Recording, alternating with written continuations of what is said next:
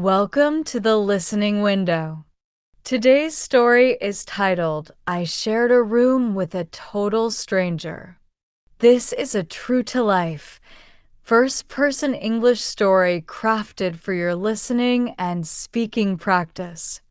As you listen, repeat the sentences after me, practice your pronunciation, and improve your fluency. What would you do if you were forced to spend a night with someone you've never met before? Can you really trust a stranger with your belongings or your safety? Listen closely and don't forget, you can download the full PDF script of this story by clicking the link in the description. It includes a vocabulary list with meanings and example sentences, a fun quiz, an answer key, and a bonus writing and speaking prompt. Now, let's begin. I never thought I'd end up sleeping in a room with a total stranger. But that's exactly what happened last winter when my train got canceled and I was stuck overnight in a small mountain town I had never even heard of before. It all started when I planned a solo weekend trip to the northern hills. I had booked a sleeper train, a cozy little Airbnb, and even made a list of places I wanted to visit. Everything was going smoothly until a sudden snowstorm shut everything down. Roads were blocked, trains were canceled, and my phone was buzzing with delay notifications. I was at a small train station when the announcement came in. My train home had been canceled. Indefinitely. I looked around the station. People were calling taxis, booking hotels, or trying to arrange rideshares. I checked for nearby hotels on my phone, but most of them were either full or too far away to walk in the snow. Just then, I heard a voice beside me. You stuck too. I turned and saw a girl about my age. She had a travel backpack like mine, thick brown hair tucked into a woolen beanie, and a calm, friendly expression. She looked tired, but not panicked. Yeah, I said.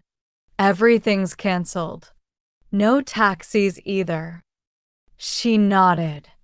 I tried booking a room, but most places are full. I found one small guest house about a 20-minute walk from here, but they only have one room left. I raised an eyebrow. One room. She smiled awkwardly. Yeah, I know it's weird, but would you want to share it? We can split the cost. I know we don't know each other, but honestly, I'd rather not walk alone in this snow either. I hesitated. This was crazy, right?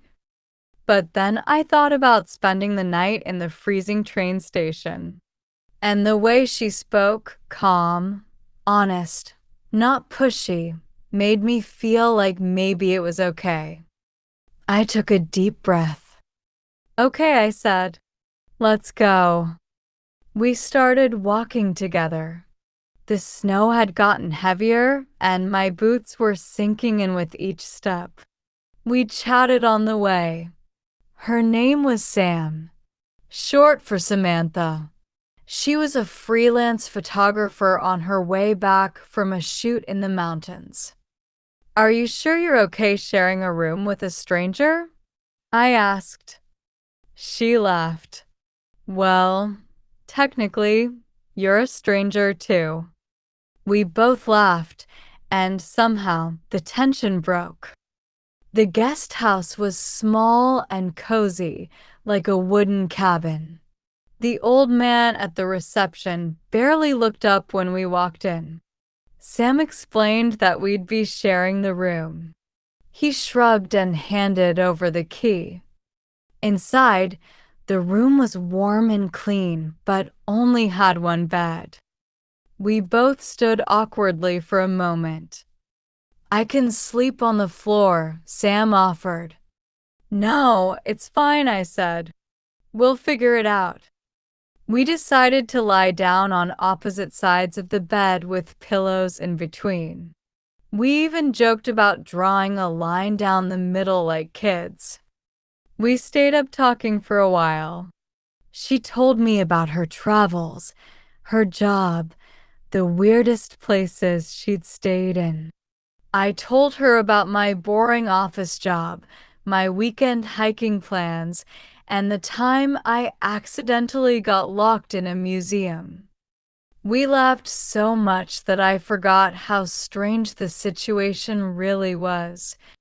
But somewhere after midnight, I woke up to a sound. It was faint, a clicking noise, like a zipper being opened. My heart skipped a beat. I sat up quietly and looked around the dark room. Sam was still lying there, eyes closed. But my bag, which I had zipped shut before sleeping, was open. I reached down slowly and checked. My wallet was still there. My phone, too. Nothing seemed missing. Maybe I had forgotten to zip it up properly, but I couldn't go back to sleep. Something felt off. Around 2 a.m., I heard the sound again. This time, I sat up faster. Sam stirred and looked at me, eyes half open. "You okay?" she mumbled. "Yeah," I said quietly. "Just thought I heard something." She didn't reply, just turned over and fell asleep again. I didn't sleep for the rest of the night. The next morning, sunlight came through the window. Everything looked normal. Too normal. Sam woke up, stretched, and smiled. Still alive. I smiled back. Barely. We checked out, walked back to the station together, and eventually got on separate trains. She gave me her Instagram handle before we parted ways. For weeks, I kept wondering if it had all been in my head. But then, about a month later, I saw a news story. Freelance photographer caught stealing from fellow travelers. My blood ran cold. The photo was blurry, but I recognized her instantly. Sam. Same beanie. Same calm smile.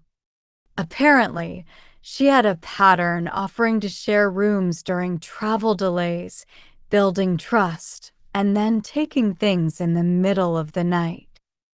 I checked my stuff again. I hadn't lost anything. Maybe she'd changed her mind. Maybe she liked me. Or maybe I just got lucky. But I've never shared a room with a stranger again. And now, whenever someone offers help too quickly, I hesitate. Thank you for listening to The Listening Window. This was the story of I shared a room with a total stranger. What would you have done in this situation? Would you have trusted her? Or stayed the night at the station? And what if the twist had been different? What if she wasn't the thief? What if someone else had entered our room that night? Share your alternate ending in the comments. Don't forget, you can download the full story as a PDF from the link in the description. It includes a vocabulary list with meanings and examples, a fun quiz to test your understanding, a detailed answer key, and a bonus prompt to help you practice writing or speaking. See you in the next story.